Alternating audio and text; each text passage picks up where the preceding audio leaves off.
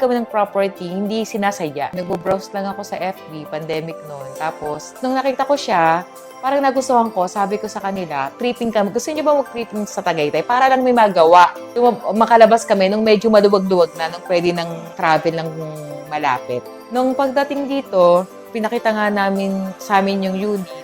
So, pinaka naging selling point sa akin is yung lanay.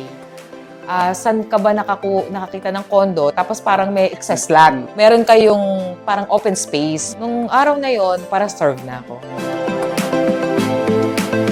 Sa community, yun nga, tahimik siya, tapos pagising mo sa umaga, parang laging everyday napaka-refreshing kasi puro pine trees yung makikita mo, tapos kasama pa yung cool breeze ng Tagaytay.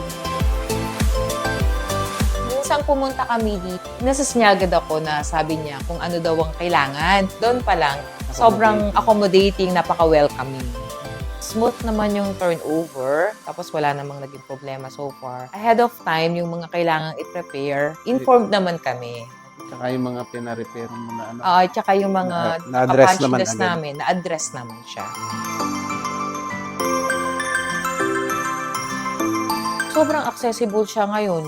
Lalo na noong nabuksan yung Mayor's Drive. So, sobrang accessible siya, lalo na pag galing siya sa amin sa 13. Kaya accessibility-wise, maganda naman siya. May yung tricycle location niya. naman kasi doon sa may Magallanes, sa Magallanes Square. Parang yun ang pinaka-banding namin. Magre-resto dito sa Tagaytay. For investment lang siya, yun nga. Pwede siyang Airbnb or sa mga staycation. So, since nandun kami sa ganong business, naisip namin na maganda talaga siya para sa investment, para sa staycation. Nire-recommend talaga namin siya. Talagang pinapakita talaga namin, kasya ang isang buong pamilya, you can live decently, landscape pa lang, maganda talaga siya. At saka, Ang security, mahigpit sa gate. Tagaytay ito, parang nating beach Tagaytay.